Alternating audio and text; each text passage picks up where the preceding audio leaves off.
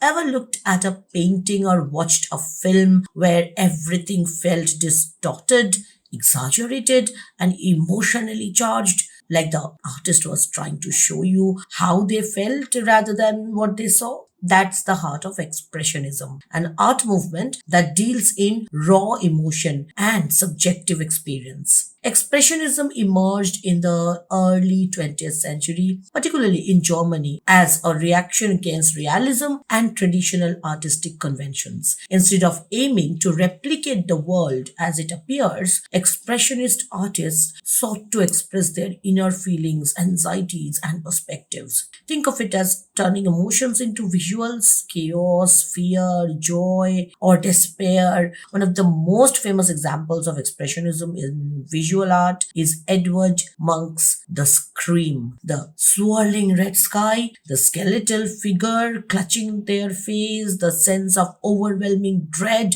It's not about capturing reality, but conveying a mood. In literature, Expressionism took shape through fragmented narratives, stream of consciousness writing, and heightened emotional states. Franz Kafka's The Metamorphosis, for instance, plunges readers into a surreal world where Gregor Samsa wakes up one morning to find himself transformed into a giant insect. The story isn't meant to be realistic. It's a metaphor for alienation, guilt, and the absurdity of modern life. Kafka's distorted reality reflects the inner turmoil of his characters, making it a hallmark of literary expressionism. It also revolutionized cinema. German expressionist films like The Cabinet of Dr. Caligari are iconic for their stark lighting, jagged sets, and eerie atmospheres. Shadows stretch unnaturally across walls. Buildings look crooked and menacing, and characters move through dreamlike worlds that mirror their psychological struggles.